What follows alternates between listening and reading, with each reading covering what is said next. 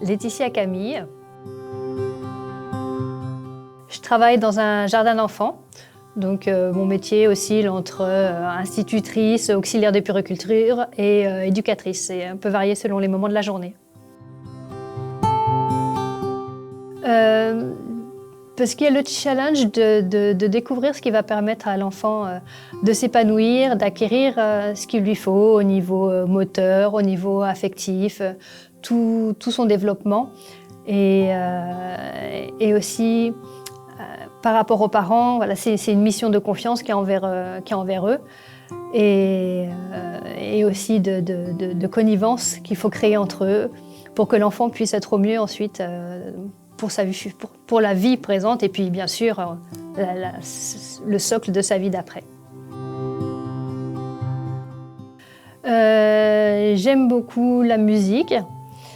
Alors pour en jouer plutôt la musique baroque et pour écouter, c'est assez varié en fonction de ce que je vais faire dans la journée.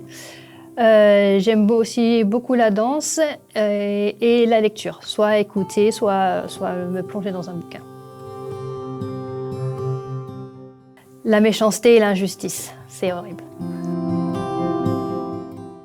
Tout à fait, absolument.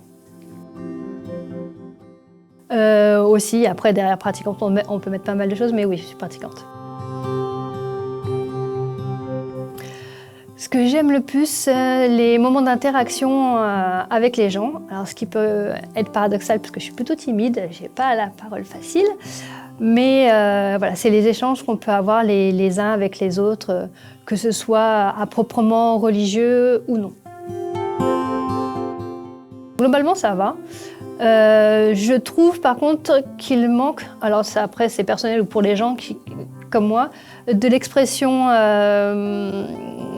corporelle, que ce soit par les mimes, les sketchs ou la danse, parce que voilà, on dit qu'on est un tout, âme, corps et esprit, et il y a très peu d'expression corporelle. Or moi, je trouve que pouvoir louer Dieu dans le mouvement, c'est une dimension qui me manque. Alors la musique aide un petit peu, mais voilà, Dieu nous a fait un corps aussi, et ce sera très beau de pouvoir lever les mains, pouvoir tournoyer, et ça, ce serait une dimension à ajouter, je trouve, à la religion.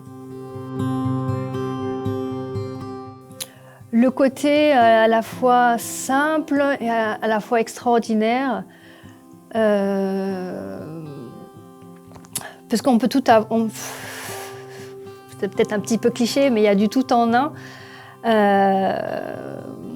Voilà, c'est quelqu'un de très abordable, mais en même temps qui paraît immense, lointain, quand on voit ce qu'il fait, aussi bien dans l'infiniment petit que dans l'infiniment grand. On se dit, ah là là, mais c'est quelque chose de dingue, qu'est-ce que c'est que cette entité, cette force, et puis en même temps c'est un ami, un confident, ça peut être un parent, ça peut être quelque chose aussi tout simplement en soi, c'est toutes ces dimensions-là qu'il peut apporter à la fois. Ah ouais, tout à fait. Pourquoi tout ce qui est dur continue encore alors qu'on a bien compris, je pense, la différence entre le bien et le mal. Voilà, je me dis, j'aimerais quelque chose d'un petit peu plus concret sur pourquoi il faut que ça dure encore un petit peu. Et puis, en parlant de concret, voilà, j'aimerais aussi parfois des choses un petit peu plus, des manifestations un petit peu plus tangibles parfois. Alors j'ai eu des expériences voilà, particulières avec lui, ça aide, mais parfois un petit peu plus de tangible, ce serait pas du luxe. Déjà, il faudrait faire fort pour prouver qu'il n'existe pas. Dans la manière de vivre, pas forcément. Il y aurait une sorte de gros vide. Parce que voilà, je pense qu'il y a quelque chose qui m'a créé, qui a créé le monde. Donc je pense qu'il y a une source. Alors le comment voilà, l'agencement des choses, voilà, on ne peut pas savoir, on peut juste observer les rouages du corps, les rouages de la nature, etc.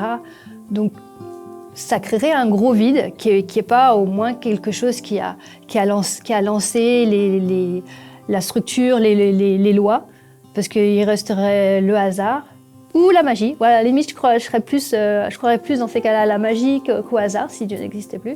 Et puis pour l'après aussi, il y aurait plus d'après, quoi. Il y a juste des gens qui arriveraient comme ça à un moment donné dans la vie, pouf, pouf, pouf, en 1100, en moins 3000, voilà, des gens qui arrivent comme ça, sans but, sans rien, ce serait un gros vide.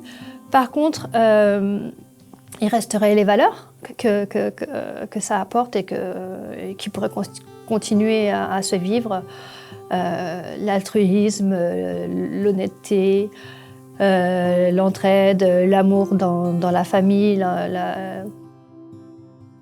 l'amour envers les amis, les gens qu'on côtoie. Il y a quand même de belles choses qui, même sans Dieu, voilà, valent la peine d'être vécues.